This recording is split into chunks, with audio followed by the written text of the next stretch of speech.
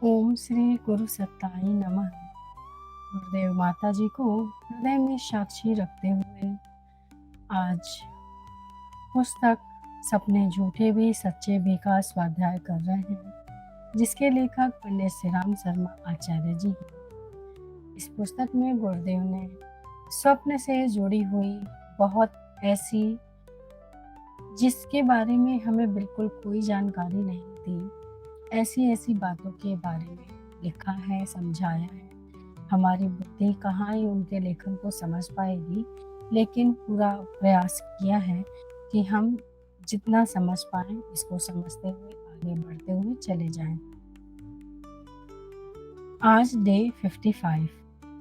कल हमने पढ़ा था कि किस तरीके से जो वैज्ञानिक आइंस्टाइन हैं, उन्होंने एक बात बोली थी कि अपनी अद्भुत कल्पनाओं के उठने का मूल स्रोत कहाँ है, और इस प्रश्न का उत्तर देते हुए उन्होंने कहा था कि हम प्रायः जो है निद्रित या फिर अर्धनिद्रित अवस्था में होते हैं, लेकिन ऐसा होता है कि कभी जो हमारा मस्तिष्क है सारी मर्यादाओं का उल्लंघन करते हुए ऐसी सूचनाएं देने लगता है जिसके आधार पर आविष्कारों की आधारशिला रखी जा सके। मतलब कि ऐसी बात उन्होंने बताई कि हमारा मस्तिष्क में ही ऐसी चीज़ें हैं जिसे हम अवचेतन मन कह सकते हैं, वही हमें ऐसी ऐसी बातों के बारे में बता जाता है जिसके नींव पे जो है आविष्कार की आधारशिला भी रखी जा सकती है। और हमने कल ऐसे बहुत सारे वैज्ञानिकों की बात सुनी जिन्होंने सबने बताया कि हाँ, हमारे भी स्वप्न से ही हमें भी ऐसी ऐसी प्रेरणा मिली थी, जिसमें कि एक नोबेल पुरस्कार विजेता डॉक्टर पॉन्डलिंग ने भी यह बताया था कि नए वैज्ञानिकों की प्रेरणा सपनों से ही मिली है।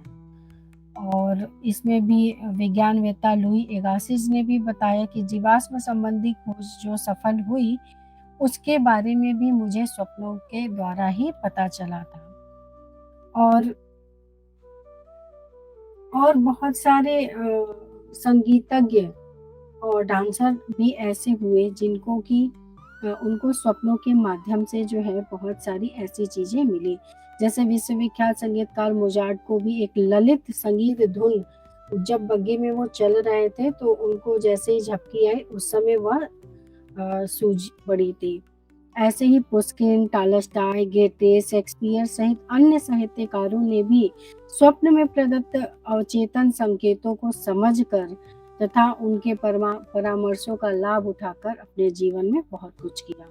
वाण भट्ट जो कि बहुत ही प्रसिद्ध हैं, तो उनकी पुस्तक कादम्बरी की रूपरेखा उन्हें स्वप्न में ही मिली थी। रविंद्रनाथ टैगोर जिन्हें सब जानते हैं, उन्होंने भी जब गीतांजलि पुस्तक की कविताओं को लिखा, उनका भाषण उन्हें स्वप्न के ही द्वारा हुआ था। ऐसे ही एक अमेरिका के साधारण से व्यक्ति थे, गृहस्थ थे, चार्ल्स फिलमोर। ईश्वर भक्त थे और सच्चे और सरल व्यक्तित्व था उनका, और या कहा जा सकता है कि इसी कारण उनके जो स्वप्न आते थे सात्विक आते थे उनको। उन्होंने एक बार स्वप्न में देखा कि कोई आ रहा है और उन्होंने कहा कि आज तुम मेरे पीछे पीछे आओ, और उन्होंने यह अपने स्वप्न का जो है वर्णन स्वयं लिखा हुआ है। वह उनके साथ चलते चले गए और उस शहर में पहुंचे जिस शहर को वो जानते थे, लेकिन फिर उनको पता चला कि यह तो कनसास शहर है जो अमेरिका में ही है एक जगह, लेकिन ऐसे स्थान पे उनको ले के जाया गया जहाँ पे उनको उस स्थान का पता नहीं था। फिर उस स्थान पे जाकर उन्होंने जो उनको लेकर गई थी वहाँ पे, उसने बोला कि तुम्हें यहीं से एक कार्य करना है, और उनको फिर एक अखबार मिला, और जब तक उसका वो पहला अक्षर यू पढ़ने में आए तब तक उनके हाथ में कई सारे अखबार आए और उनकी निद्रा टूट गई। और वो जो व्यक्ति थे ध्यान साधना आदि का अभ्यास लोगों को कराते थे जो लोगों को अच्छा लगता था, लेकिन उन्होंने कभी भी उसको ऐसे व्यावसायिक रूप से बनाना और उसका प्रचार प्रसार करना नहीं सोचा था। लेकिन ऐसे ही कुछ दिन बाद जो है कुछ लोग आए जो कि उसी शहर से थे, और उसी जगह से आए जिन्होंने बोला कि हमें एक सोसाइटी का निर्माण करना चाहिए और सोसाइटी ऑफ साइलेंट यूनिटी नामक की संस्था को स्थापित कर दिया। और वहाँ से जो एक अखबार छपना शुरू हुआ, उसका नाम भी यूनिटी था, जिसका शब्द यू से ही स्टार्ट हुआ, जो कि इनके स्वप्नों को पूर्ण तरीके से सत्यापित करता था। आज का टॉपिक है, सपने ने संपन्नता का पथ प्रशस्त किया। संसार की स्वर्ण खादानों में दूसरे नंबर की खादान है बैटिल पहाड़ पर है। उसके मालिक विनफील्ड स्कॉट स्ट्रॉटन ने इस खदान को प्राप्त करने संबंधी आत्मविवरण में लिखा है कि वह दुर्भाग्यग्रस्त होकर व्यापार में अपना सब कुछ गंवा बैठा था। दुखी और उद्विग्न मन को शांति देने के लिए इधर उधर भटकता रहता था। 4 जुलाई 1891 को वह जब ऐसे ही कोलोरेडो क्षेत्र के एक खुले मैदान में रात्रि बिता रहा था, सपने में उसने देखा कि एक फरिश्ता आया है और उसे बैटल पर जाने का रास्ता बता रहा है और एक जगह पर निशान लगाकर बता रहा है कि यहाँ सोने की खदान है, तुम इसे पाकर मालदार बन सकते हो। स्ट्रैटन हड़बड़ाकर उठ बैठा। उसने आसपास वह जमीन खरीदने और खुदाई करने के लिए पैसा नहीं था, सो उसने अपने संपन्न मित्रों से अपने सपने की चर्चा की और वहीं खोदने का प्रस्ताव रखा। सभी ने उसका उपहास उड़ाया। भूगर्भ विज्ञानी 18 वर्ष पूर्व उस सारे पथरीले क्षेत्र की भली भांति खोज कर चुके थे और घोषणा कर चुके थे कि यहाँ किसी कीमती खनिज के मिलने की संभावना नहीं है। अस्तु कोई भी उसका साथ देने के लिए तैयार न हुआ। स्ट्रॉटन निराश नहीं हुआ, वह अकेला ही वहां पहुंचा और हाथ से खोदने पर ही उसे सोने का डला मिल गया। इसके बाद उसने किसी प्रकार धन जुटाया, वह क्षेत्र खरीदा और अरबपति बन गया। तो क्या कह सकते हैं, यह स्वप्न जिसके लिए सबने मना कर दिया था, इनफैक्ट वहाँ पे पहले निरीक्षण भी किया जा चुका था कि यहाँ पे कोई किसी तरीके की खनिज लवण, कोई भी खाद्यान्न नहीं, फिर भी वह जो स्वप्न में आया और वह पूर्ण तरीके से सही साबित हुआ। स्वप्नों के संकेत समझना संभव हो सके तो यह हमारे जीवन की बहुत ही बड़ी उपलब्धि हो सकती है। जिस स्थूल जगह में हम निवास निर्वाह करते हैं, उसकी जड़ें सूक्ष्म जगत में रहती हैं।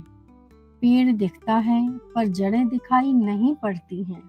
वस्तुतः पेड़ की विशालता, मजबूती और हरियाली इस बात पर निर्भर करती है कि उसकी जड़ें कितनी गहरी और कितनी सक्षम हैं।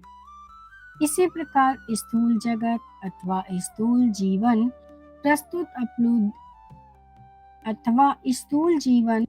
प्रस्तुत उपलब्धियां सूक्ष्म जगत से ग्रहण करता है। सूक्ष्म को समझ सकने पर ही उसके साथ तालमेल बिठा सकना संभव हो सकता है।